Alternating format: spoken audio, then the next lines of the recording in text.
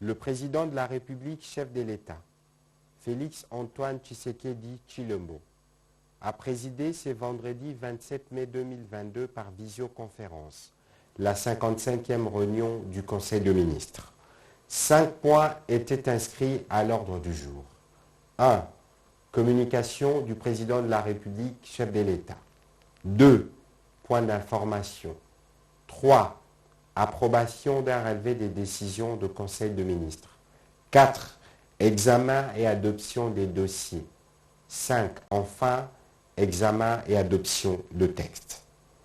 La communication du président de la République a porté sur 3 points, à savoir 1. De l'appel aux groupes armés à rejoindre inconditionnellement le processus de paix et l'engagement de nos forces de défense et de sécurité à la défense de la patrie.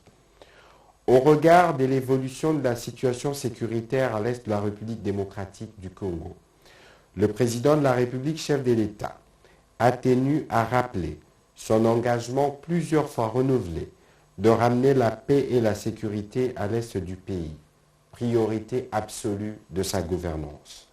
C'est dans ces cadres qu'il faut placer notamment sa décision de proclamer l'état de siège dans les provinces de l'Ituri et du Nord Kivu, et récemment l'appel lancé aux groupes armés à s'engager inconditionnellement au processus de paix, renoncer à la lutte armée et revenir dans les rangs des Congolaises et Congolais dignes de cette citoyenneté. Toutes ces initiatives, a souligné le président de la République, ont reçu le soutien des États de la région de la communauté de l'Afrique de l'Est et conduit dans le cadre de la mise en œuvre des résolutions du deuxième conclave de chefs d'État de Nairobi. Il a condamné l'attitude d'un groupe criminel bénéficiant des appuis sans équivoque de certains acteurs régionaux qui a décidé de rompre cet engagement républicain et de s'attaquer à nos forces de défense et de sécurité dans des positions qu'elles occupent dans les territoires de Rutshuru et Nyiragongo dans le Nord Kivu. La mésaventure de cette force négative, née de la manipulation, a rencontré l'engagement farouche et infaillible de forces armées de la République démocratique du Congo à défendre chaque centimètre carré du territoire national face aux groupes de criminels et barbares qui écument certains coins non seulement du Nord Kivu, mais aussi de l'Ituri. Le président de la République a tenu à rassurer que les forces armées de la République démocratique du Congo ont repris le contrôle de la situation qui tend à se stabiliser en repoussant les assauts de ceux qui ont décidé de s'attaquer à la République. Face à cette situation qui nous impose des défis existentiels, le président de la République, chef de l'État, en appelle à la mobilisation des Congolaises et Congolais et à l'unité pour soutenir nos vaillants soldats qui, comme lui-même, sont déterminés à défendre les termes de leur serment. Aux compatriotes actuellement victimes de ces actes barbares, de ces forces négatives et terroristes, ils n'échapperont pas à l'action de la justice. Il a assuré du soutien de la nation. Le président de la République, chef de l'État, a pour ce faire chargé le gouvernement à mobiliser tous les moyens nécessaires afin d'apporter à ses compatriotes ainsi qu'à nos vaillants militaires engagés au front un appui sans faille. Aussi, le gouvernement est appelé à poursuivre les efforts politiques et diplomatiques pour le rétablissement de la paix et de la sécurité. Le deuxième point de la communication du président de la République a porté sur la nécessité d'un site viabilisé pour le projet Kin Emploi. Dans sa communication du 11 février 2022, lors de la 40e réunion du Conseil des ministres, le président de la République avait rappelé le caractère urgent qui avait d'honorer l'engagement pris par le gouvernement d'attribuer un site viabilisé au projet Kin Emploi sur lequel il faudra bâtir le centre de ressources financé par la coopération belge et d'Abel. Considérant la pertinence et l'opportunité de ce projet d'insertion professionnelle en emploi décent des jeunes, au regard de problèmes cruciaux auxquels ils font face, le président de la République a de nouveau engagé le Premier ministre à s'assurer que tous les ministres sectoriels concernés à s'acquitter de leur part dans les meilleurs délais pour ne pas voir le pays rater une telle opportunité. Le dernier point de la communication du président de la République a porté sur la nécessité de soutenir en permanence l'élan d'amélioration du climat des affaires et des investissements. En faisant de l'amélioration du climat des affaires un pilier du programme du gouvernement, le président de la République a rappelé qu'il avait à cœur la ferme espérance que l'exécutif devrait accorder toute l'attention que cette problématique mérite. Pour permettre au pays d'attirer des investisseurs et des capitaux, avec le tableau numérique de suivi et d'évaluation des réformes, le président de la République assure le suivi quotidien de l'exécution des tâches par les 16 ministres réformateurs. Tout en réservant l'appréciation spécifique de chaque ministère concerné à une prochaine réunion irrélative, il a invité les ministres réformateurs et les autres membres du gouvernement à redoubler d'efforts pour faire mieux dans ces domaines, spécialement dans la parfaite maîtrise et la supervision de leurs administrations respectives, dont certains acteurs se révèlent comme des obstacles majeurs à la mise en œuvre des réformes. Intervenant à la suite de la communication du président de la République, le Premier ministre et chef du gouvernement a fait une brève restitution de la réunion de sécurité qu'il a présidée le 25 mai dernier sur instruction du président de la République, chef de l'État, axée sur la situation sécuritaire qui prévaut à l'est du pays, principalement au nord Kivu. Après avoir passé en revue toute la situation sur le terrain et au vu des rapports des services, quelques options sur le plan opérationnel, diplomatique, humanitaire et économique ont été levées et transmises au président de la République, chef de l'État et commandant suprême de forces armées de la République démocratique du Congo et de la police nationale congolaise pour compétence. Le Premier ministre a aussi fait part au Conseil de la tenue à Kinshasa depuis le 23 mai 2022 des assises de la 39e session ordinaire du Conseil de ministres du Conseil africain et malgache pour l'enseignement supérieur CAMES en sigle. Il a rappelé que l'adhésion de notre pays, le 14 avril 2011 à Libreville, au Gabon, à cette organisation sous-régionale, s'explique par le fait que CAMES est un modèle de coopération culturelle et scientifique interuniversitaire idoine qui réunit plusieurs États membres de notre continent, plus le Madagascar. Étant un espace francophone d'intégration régionale, et ce par l'enseignement supérieur et la recherche scientifique, CAMES joue concomitamment le rôle d'agence d'assurance qualité externe pour la crédibilisation de nos niveaux de formation et d'évaluation. Il a rappelé aux ministres sectoriels et aux institutions nationales concernées la nécessité et l'urgence de finaliser le processus irréversible de l'assainissement de notre système éducatif supérieur et de la recherche, à travers notamment le renforcement de capacités dans le domaine de la recherche, l'amélioration des mécanismes de garantie de la qualité et d'accréditation, la promotion de la mobilité universitaire par les transferts de crédits au-delà des frontières nationales. Le gouvernement de la République a aussi été saisi des revendications des syndicats du secteur de la santé. Le Premier ministre est revenu sur ce dossier en précisant que la légitimité et la pertinence de leurs préoccupations a retenu son attention. Il a de ces faits instruit le ministre sectoriel concerné, notamment le vice-premier ministre, ministre de la fonction publique, le ministre d'État, ministre du budget, le ministre de la Santé publique, Hygiène et Prévention ainsi que le ministre des Finances, de tout mettre en œuvre pour apporter des réponses appropriées aux revendications de médecins et autres professionnels de la santé non médecins. 4. De la situation de la crise pétrolière.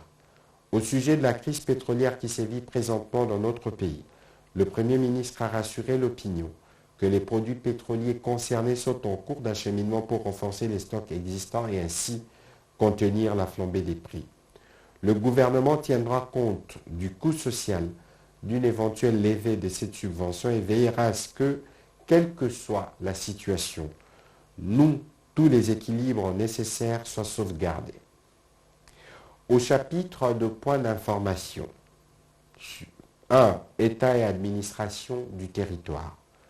Le vice-ministre de l'Intérieur, Sécurité, décentralisation et affaires coutumières, représentant les vice-premiers ministres en mission, a informé le Conseil que l'état du territoire reste dominé par la poursuite des opérations militaires ordonnées par le commandant suprême des forces armées de la République démocratique du Congo et de la police nationale congolaise, avec un accent particulier sur les récents événements dans le Nord Kivu. Sur le plan politique, en vue de préserver l'ordre et la tranquillité dans les provinces et a connu récemment l'élection de gouverneurs et des vice-gouverneurs, suite aux velléités des tensions perceptibles à travers les assemblées provinciales, le ministère a invité pour consultation les présidents et les députés provinciaux de la Chopo, Bazuele et Tanganyika, où la situation avait tendance à la dégradation, de nature à troubler l'ordre public. Intervenant à son tour, le ministre de la Défense nationale et ancien combattant est revenu sur les opérations militaires menées contre les M23.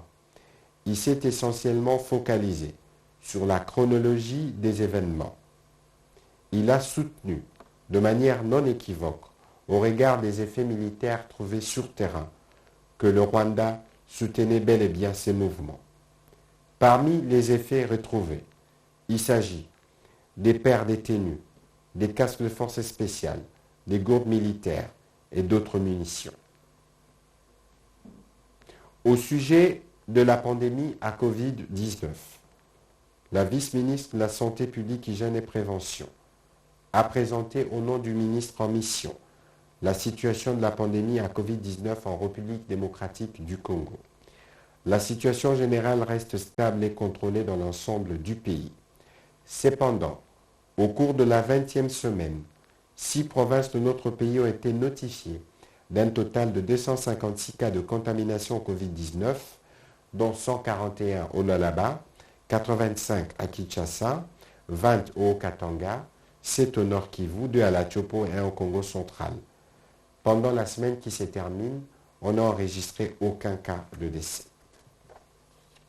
Comparé à la semaine épidémiologique précédente, il a été observé une tendance à la baisse de l'incidence de cas de Covid-19 de 27,06%. Étant donné que nos vagues de l'épidémie à Covid-19 sont importées, la prudence est plus que recommandée à notre population, car les virus circulent encore avec le risque d'une autre vague dans les semaines et les mois à venir en République démocratique du Congo. Le renforcement du dispositif de contrôle sanitaire à nos frontières, la surveillance génomique pour détecter rapidement le variant de la Covid-19 en circulation, l'amélioration du dépistage et l'intensification de la vaccination font partie du dispositif de riposte contre cette pandémie dans notre pays. Rapport sur l'état d'avancement de projets d'entretien des constructions dans la voirie de Kinshasa. Le ministre d'État, ministre des Infrastructures et Travaux publics, a fait rapport au Conseil de l'évolution des travaux de la voirie dans la ville-province de Kinshasa. Les travaux d'exécution à ce jour se présentent.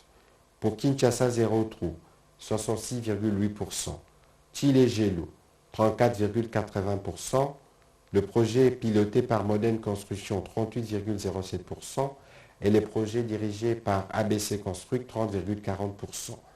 Le Conseil a pris acte de cette note d'information. À son tour, le ministre de l'Industrie a présenté au Conseil 2 notes d'information. La première a porté sur le processus de mise en œuvre de la zone économique spéciale de Maluku, de la période allant de janvier 2020 à mai 2022. Il a indiqué que ce processus va de la signature le 28 janvier 2020 du contrat d'aménagement relatif au développement, à l'exploitation et à la gestion des zones économiques spéciales pilotes de Maluku entre l'AZS et la société Stratégos LLC, à la feuille de route relative à la réalisation de travaux de viabilisation de la zone économique spéciale pilote de Maluku, en passant par le retrait du statut d'aménageur à Stratego Group LLC. Le ministre de l'Industrie a également donné des indications sur les activités restantes à réaliser à des échéances identifiées jusqu'à l'achèvement et la réception technique des travaux de viabilisation des infrastructures de base de la zone économique spéciale pilote de Maluku. La deuxième note a concerné le plan d'urgence pour le démarrage de travaux de viabilisation des infrastructures de base de la zone économique spéciale de Maluku. À ces sujets, le ministre de l'Industrie a rappelé que lors de la 49e réunion du Conseil de ministres du 15 avril 2022, le président de la République, chef de l'État, avait insisté sur l'urgence du lancement de travaux de viabilisation de la zone économique spéciale de Maluku aux fins de faciliter l'installation des entreprises privées intéressées d'y réaliser des projets d'investissement et de contribuer ainsi à la création de l'emploi. Cependant, l'évaluation de l'exécution des missions de l'aménageur Stratégos par une commission interministérielle ad hoc a abouti au constat des défaillances sur le plan technique, financier et organisationnel. Ces dernières ne lui ont pas permis de remplir ses obligations souscrites dans le cadre du contrat d'aménagement signé avec l'Agence de zones économiques spéciales. À ce stade, le plan d'urgence élaboré et nécessitant l'adoption au Conseil de ministres prévoit entre autres activités la publication immédiate de l'agence fiduciaire relevant du ministère des Finances de la décision d'attribution de marché des travaux de l'État relatifs au génie civil et électrique aux entreprises sélectionnées après avis de non-objection de la Direction générale du contrôle de marché public. Le Conseil a pris acte de cette note d'information. À son tour, intervenant spécialement, le ministre des Hydrocarbures a fait le point dans ses chapitres de points d'information de la situation générale de la gestion des stocks de carburant en République démocratique du Congo, confronté comme d'autres pays à la pénurie de produits pétroliers conséquence de la guerre en Ukraine. Il a été complété par le ministre des Finances qui assure l'intérim du ministre de l'Économie nationale. Ces deux membres du gouvernement ont rassuré le Conseil que toutes les dispositions sont prises pour garantir la disponibilité du carburant sur toute l'étendue du territoire national. Le Conseil a pris acte de cette note d'information. Au chapitre 3 du Conseil de ministres de ce jour, relatif à l'approbation des relevés des décisions du Conseil de ministres, le Conseil de ministres a adopté les relevés des décisions prises lors de la 54e réunion tenue le 20 mai 2022. Au chapitre 4 relatif à l'examen et à l'adoption des dossiers, deux dossiers, le ministre de l'Agriculture a présenté au Conseil un premier dossier lié à la politique nationale de sécurité alimentaire et nutritionnelle, assorti d'un plan opérationnel 2021-2025. Il a indiqué que les problèmes d'insécurité alimentaire dans notre pays est à la fois conjoncturel et structurel. En effet, les populations rurales et urbaines à très faible revenu demeurent le plus vulnérables à cette insécurité alimentaire. Les systèmes de production basés sur une agriculture et un élevage de substances extensifs ne parviennent pas à couvrir les besoins alimentaires d'une population en croissance rapide. Pendant que la croissance démographique est en hausse, le volume de production locale est en baisse. Parlant des facteurs aggravant l'insécurité alimentaire, le ministre de l'Agriculture a évoqué entre autres la dépendance des ménages au marché dont les prix sont souvent élevés, mais aussi de la vente à bas prix de production au moment des récoltes. La résolution de cet épineux problème exige du gouvernement l'adoption d'une approche stratégique multisectorielle inclusive et synergique basée sur quelques principes d'intervention bien définis. Il a par la suite présenté les deuxièmes dossiers relatifs au programme d'intervention agricole saison A 2022-2023. La République démocratique du Congo a souligné les ministres de l'Agriculture et doté d'énormes ressources agro-pastorales, forestières, minières et halieutiques.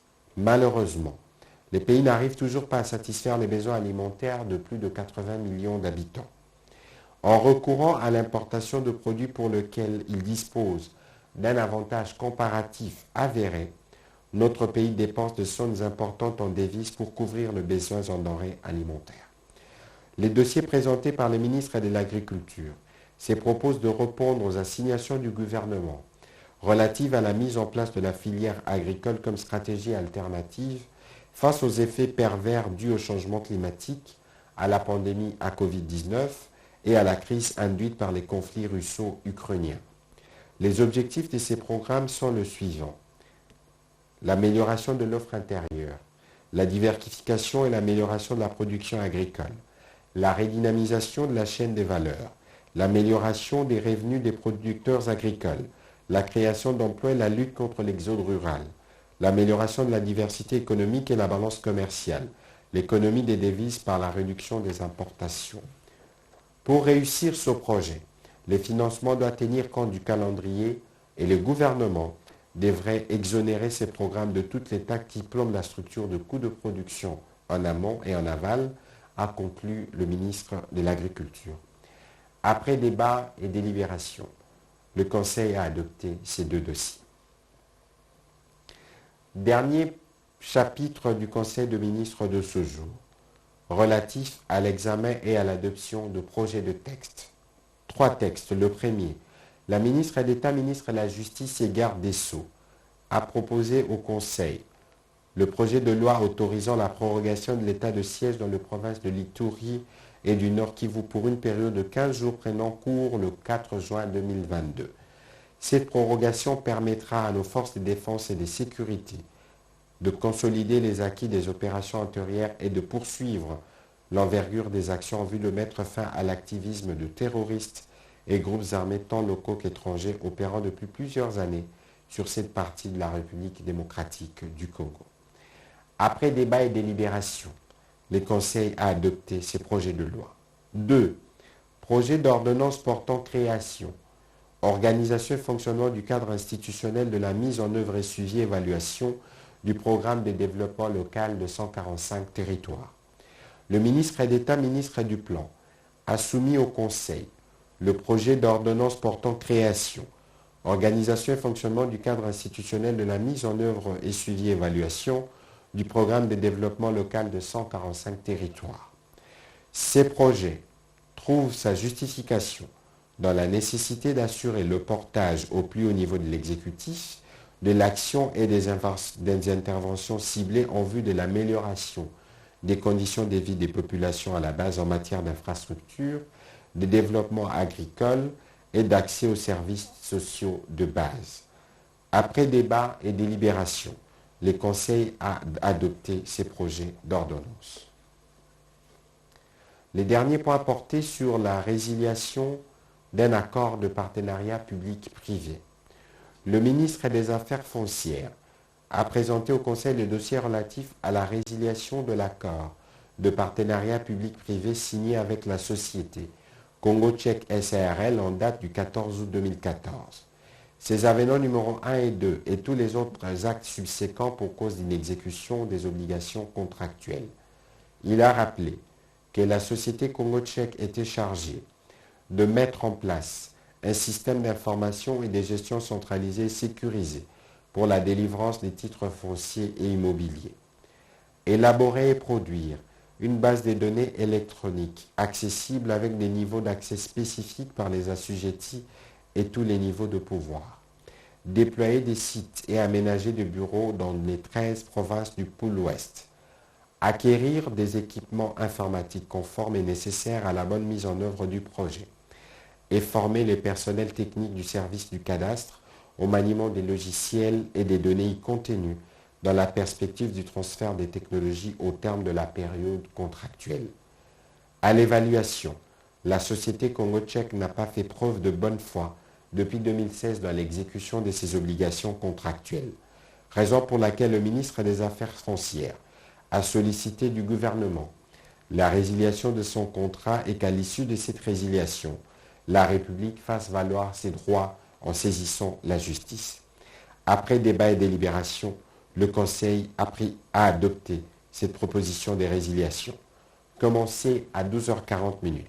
La réunion du Conseil de ministres a pris fin à 16h41. Je vous remercie.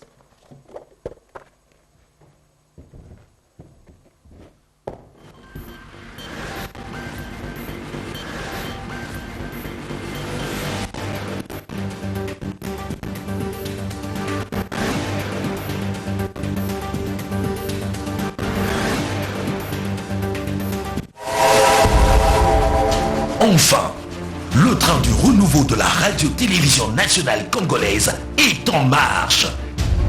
Désormais, c'est chez vous, de vos canapés, que vous vivrez le relooking de la RTNC. Nouvelle identité visuelle, habillage d'antenne adapté, grille de programme révisité, live assuré sur www.rtnc.cd. Tout pour nous réconcilier d'avec notre chaîne nationale, vecteur du nouveau narratif sur la République démocratique du Congo. Prenons rendez-vous pour parachever cette modernisation et permettre à la RTNC de jouer son rôle de média public. RTNC, votre voix, vecteur de l'unité nationale.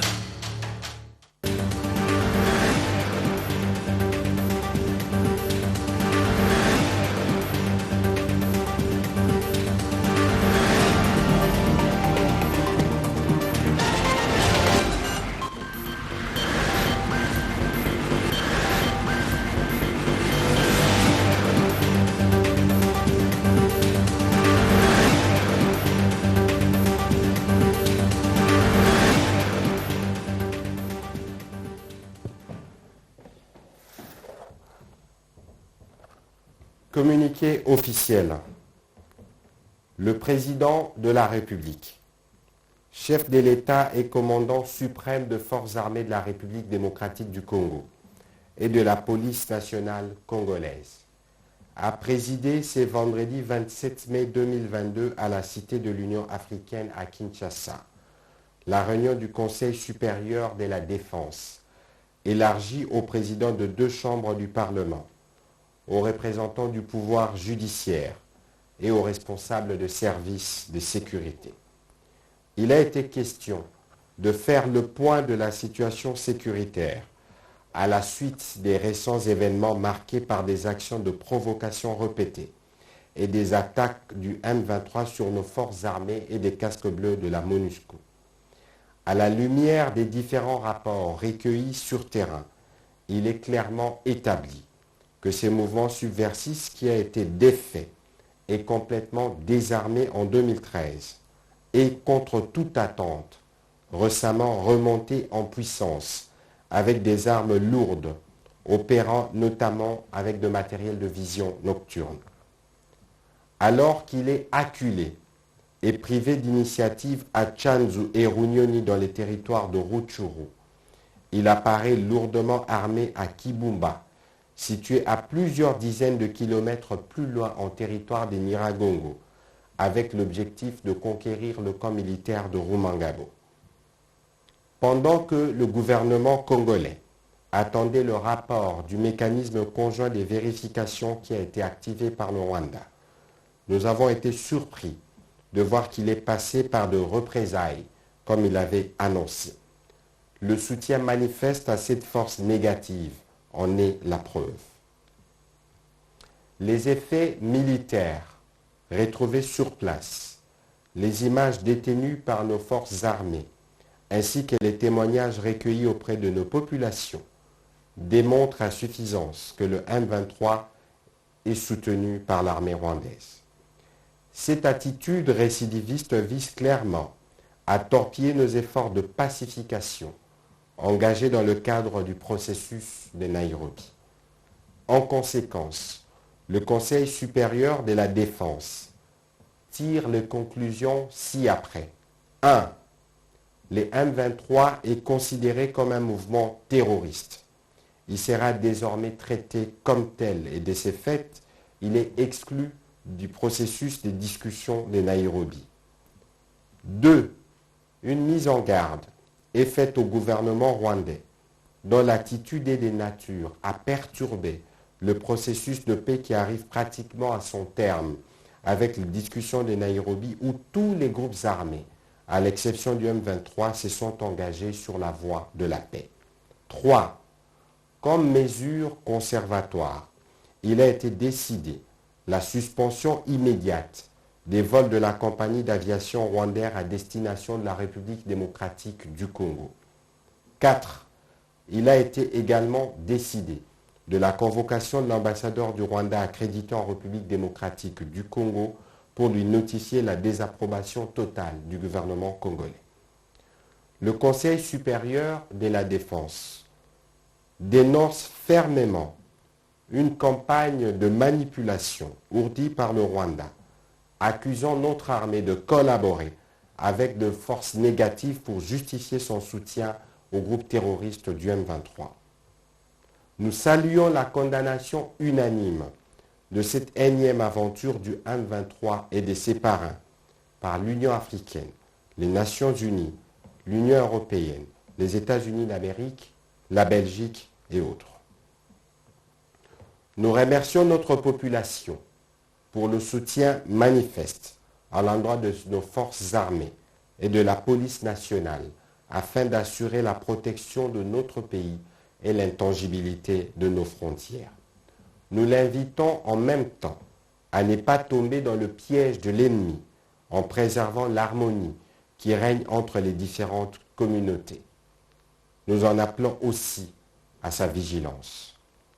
Nous tenons à rappeler enfin l'engagement de la République démocratique du Congo dans le cadre du processus de Nairobi conduit par le président Uhuru Kenyatta pour construire une paix durable avec tous les pays de la communauté de l'Afrique de l'Est. Fait à Kinshasa le 27 mai 2022. Je vous remercie.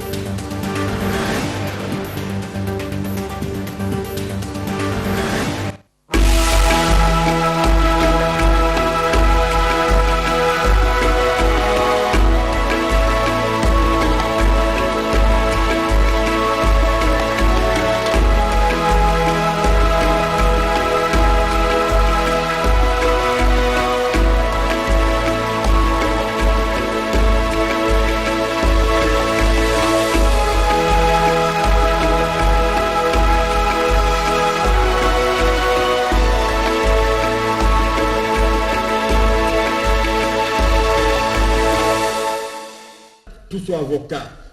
Les intervenants volontaires à Bibou et Kassusula ont comparu représentés par leur conseil, Maître Didas Mutwatu Kabeleki, à présence de la CENI représentée par ses experts. Il est de relever que le Conseil d'État s'est déclaré saisi sur requête des partis et qu'en raison de la connexité de ces différentes causes, il a ordonné l'injonction pour une bonne administration de la justice. Les faits de la cause se résument comme suit. Par décision numéro 017-CENI-AP-2022 du 9 mai 2022 portant publication de résultats provisoires de l'élection de gouverneurs et vice-gouverneur de province du Congo central et de la Chopo, la CENI a déclaré élu, en ce qui concerne la province de la Chopo, M. Tony Kapalata Maloa Akondoko, gouverneur, et M. Théovel Loti Kalikwela, vice-gouverneur, présenté sur la liste de l'AFDCA.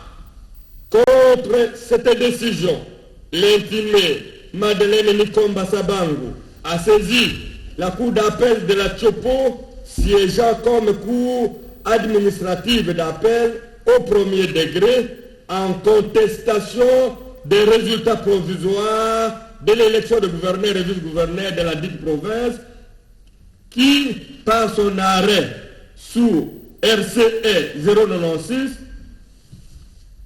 a rendu en date du 19 mai 2022, s'est prononcé dans le sens pré-rappelé. Par sa requête, l'appelant Tony Kapalata Maloa Akondoko a saisi le Conseil d'État pour obtenir l'infirmation de l'œuvre du premier juge et par voie de conséquence, la confirmation de son élection en qualité de gouverneur de la Tchopo. Expliquant les motifs de son recours, il argue que la nature du contentieux soumis à l'examen du premier juge pose problème dans la mesure où il s'agit d'un contentieux des résultats et non celui des listes des électeurs de gouverneurs et vice-gouverneurs de la Tchopo, précisant qu'au lieu d'apprécier les résultats, celui-ci a glissé dans l'appréciation de la liste des électeurs. En plus, il a relevé que le premier juge devrait décréter l'irrécevabilité de l'action originelle pour défaut de qualité dans les chefs de l'intimé Madeleine et Nikomba Sabangu. En sus, il relève que cette action devrait être décrétée irrécevable pour mauvaise direction, en ce qu'au lieu de mettre en cause le regroupement politique AFDCA qu'il a présenté dans la liste comme candidat gouverneur, l'intimé a pris les raccourcis pour chercher à l'atteindre directement. De même, il soutient que la même action a pour l'irrécevabilité pour absence de contestation de la liste des électeurs, de gouverneurs et vice-gouverneurs de la Tchopo. Il ajoute que le premier juge a fait une mauvaise interprétation et une mauvaise application des articles 110 de la Constitution et 90, paragraphe 2 du règlement intérieur de l'Assemblée provinciale de la Tchopo, à ce qu'il considère qu'à la suite de sa démission du gouvernement provincial, le député provincial Jean-Pierre Litemayeni ne devrait pas automatiquement reprendre son siège à l'Assemblée provinciale. Enfin, il soulève la violation par le premier juge de l'article 75 de la loi électorale dans la mesure où les juges devraient démontrer que les irrégularités par lui retenues ont eu une influence déterminante dans les résultats du scrutin. Il y conclut en demandant au Conseil d'État d'infirmer l'œuvre du premier juge en toutes ses dispositions et en conséquence confirmer la décision de la CENI le proclamant en qualité de gouverneur et M. Théovel Lutika Likwela en qualité de vice-gouverneur de la province de la Tchopo. Le regroupement politique AFDCA intervenant volontaire sous RIA 179 et appelant sous RIA 180 abonde dans le même sens que l'appelant Tony Kapalata Maloa à Kondoko et sollicite du Conseil d'État l'annulation totale de l'œuvre du premier juge ainsi que la confirmation de la décision de la CENI proclamant M. Tony Kapalata Maloa à Kondoko et Théovel Lutika Likwela respectivement en qualité de gouverneur et vice-gouverneur de la province de la Tchopo. Les intervenants volontaires Maurice Abibou, Sakapela Bini Mungamba et Jean-Pierre Kassoussoula Fayatiki Kilisho demandent au Conseil d'État d'annuler l'œuvre du premier juge et d'ordonner à la CENI d'organiser une nouvelle élection de gouverneur et vice-gouverneur de la Tchopo après avoir écarté M. Jean-Marie Ngandi Likaka de la liste des électeurs. En réplique, l'intimé soutient quant à la forme que le président appelle est irrécevable dans la mesure où le règlement politique AFDCA n'a pas été parti au procès sous RCE 096 rendu par la Cour d'appel de la Tchopo. En outre, il relève que cet appel en cours l'irrécevabilité pour défaut de qualité dans les chefs de la personne qui a engagé le regroupement politique AFDCA alors qu'elle exerce actuellement une fonction au bureau de la Chambre haute du Parlement, fonction du reste incompatible avec la présidence des regroupements politiques. Aussi, elle sollicite du Conseil d'État de décréter l'irrecevabilité de l'appel sous REIA 179 pour défaut de qualité dans le chef de M. Tony Kapalata Maloa à Kondoko, étant donné que c'est le regroupement politique FDCA qui est habilité à interjeter appel et non lui-même. Quant au fond, l'intimé soutient que le moyen développé par l'appelant sous REIA 179 sont irrélevants. Sollicite du Conseil d'État la confirmation de l'œuvre du premier juge sous RCE 096, sauf en ce qui concerne l'organisation d'un nouveau scrutin et sa proclamation avec M.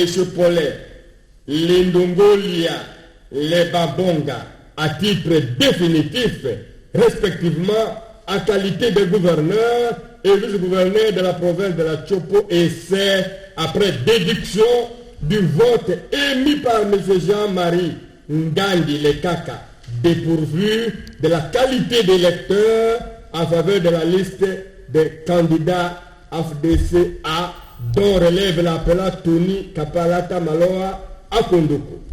La CENI, quant à elle, sollicite du Conseil d'État de confirmer la décision numéro 017/CENI/AP/2022 du 9 mai 2022 portant publication des résultats provisoires du second tour de l'élection de gouverneur et vice-gouverneur de la province de la Chopo. Le ministère public a entendu en son avis du 27 mai 2022 sollicite du Conseil d'État de dire recevables les appels sous REIA 179 et REIA 180, ainsi que l'intervention volontaire sous REIA 188, dire par contre irrecevables les requêtes sous REIA 184 et 185. Dans sa première phase, dit irrecevable pour incompétence de la Cour d'appel de connaître de l'action originelle sous RCE 096 et en conséquence infirmer l'arrêt du premier juge dans toutes ses dispositions et confirmer la décision de la CENI. Dans une deuxième phase, si le Conseil d'État juge compétente la Cour d'appel de la Chopo, il dira néanmoins fonder les actions mises sous REIA 179, 180 et 188 confirmera la décision de la CENI en infirmant l'arrêt sous RCE 096 dans toutes ses dispositions et en conséquence confirmera la décision de la CENI portant publication des résultats provisoires des élections dans cette province. Examinant sa compétence, le Conseil d'État, la plus haute juridiction de l'ordre administratif en République démocratique du Congo, se déclare compétent à connaître du présent appel en matière du contentieux des résultats de l'élection de gouverneur et vice-gouverneur de province, sur pied de disposition de l'article 86 de la loi organique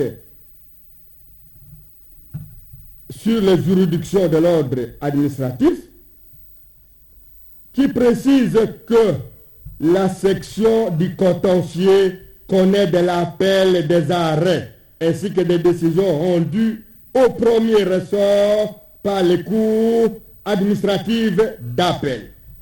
Il affirme qu'en matière électorale, indistinctement, le cours administratif d'appel ne statue qu'au premier degré, comme le prévoit clairement l'article 96 alinéa 3e de la loi organique précité qui précise que la Cour administrative d'appel connaît également au premier degré du contentieux des élections des députés provinciaux, des gouverneurs et vice-gouverneurs des provinces.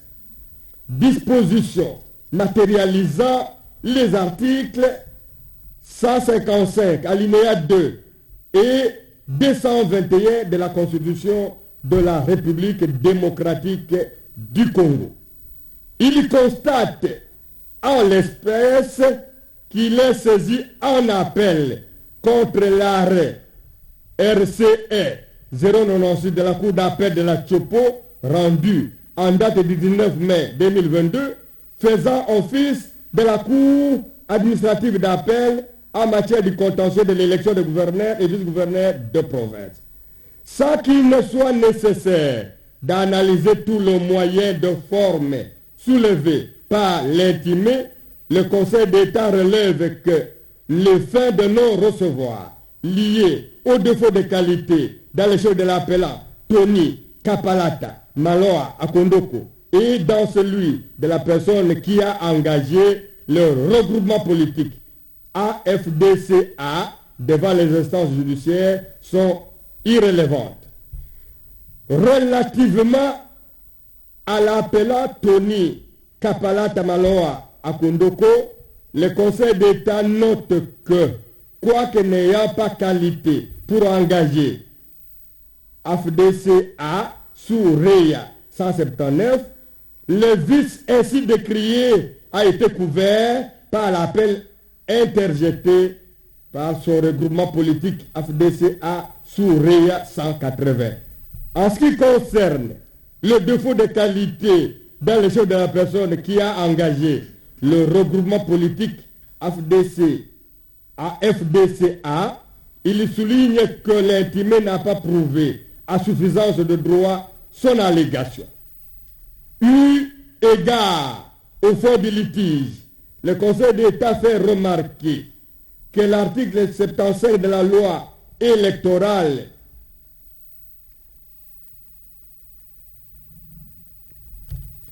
confère d'énormes pouvoirs au juge électoral dans l'appréciation de la sincérité du scrutin lorsque cet article prescrit que dans tous les autres cas, la juridiction saisie peut annuler le vote en tout ou en partie lorsque les irrégularités retenues ont pu avoir une influence déterminante sur les résultats du scrutin. Il en résulte que le contentieux électoral a vocation de s'assurer de la régularité des actes accomplis aussi bien le long du processus conduisant au vote que la sincérité et l'intégrité des résultats le jour du vote, avec pour finalité la moralisation de la vie publique sans laquelle la réalisation de la bonne gouvernance devient illusoire. Il constate dans le cas d'espèce que l'élection de gouverneurs et vice-gouverneurs dans la province de la Tchopo a été entachée d'irrégularités qui portent atteinte à l'exigence de la sincérité du vote, à ce qu'il est resté constant dans l'instruction du dossier que la partie appellante, Tony Kapalata Maloa Akondoko, n'a cessé de défendre ouvertement et constamment la régularité du vote, pourtant irrégulièrement exprimée par M. Jean-Marie Ngandi Likaka, donc en faveur de sa liste présentée par son regroupement politique AFDCA. Ces faits sont donc amplement constitutifs de fraude pour violation de la loi électorale et requiert du juge électoral du premier degré et à défaut d'appel, des châtiments et mesures exemplaire pour préserver aujourd'hui et dans l'avenir les principes de la sincérité du vote, socle de notre système électoral. Ces irrégularités ont à coup sûr eu une influence déterminante sur la sincérité des résultats de l'élection de gouverneur et vice-gouverneur de la province de la Chopo organisée par la CENI en date du 9 mai 2022. Rien ne pouvant ainsi venir de la fraude, et puisque la fraude corrompt tout, le Conseil d'État fera strictement application de la loi. C'est ainsi que le Conseil d'État dira recevable et non fondé aussi bien les appels sous REI 179, 180 que les interventions volontaires et annulera partiellement la RCE 096 de la Cour d'appel de la Chopo et faisant office de la Cour administrative d'appel en ce qui concerne l'organisation d'un nouveau scrutin. Statuant à nouveau et faisant ce qu'aurait dû faire le premier juge, le Conseil d'État considérera que la liste AFDCA ayant aligné l'appelant Tony Kapala Tamaloa à Kondoko et M.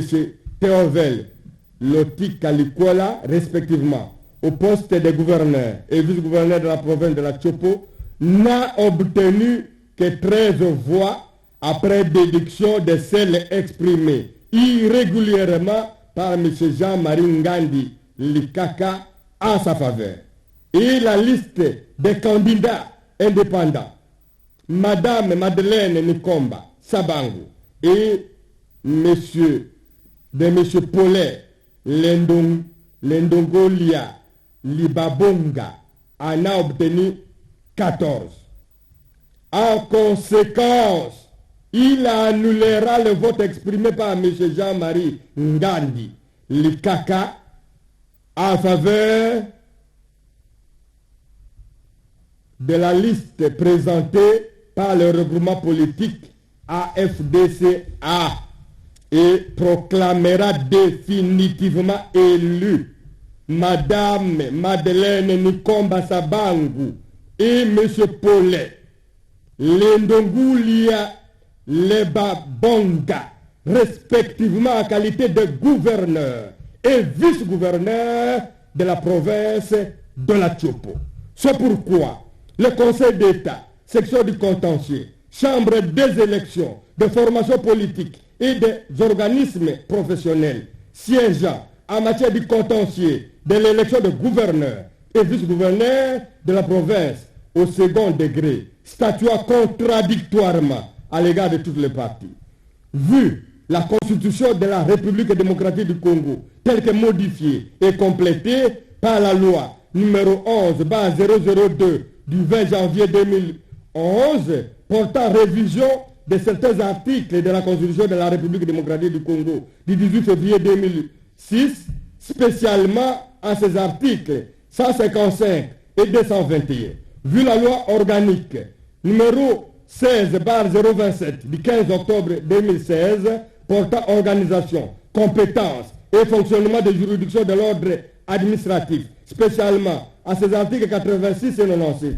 Vu la loi numéro 06/006 du 9 mars 2006, telle que modifiée et complétée par la loi numéro 011/003 du 25 juin 2011, la loi numéro 15/001 du 12 février 2015 et la loi numéro 17/013 du 24 décembre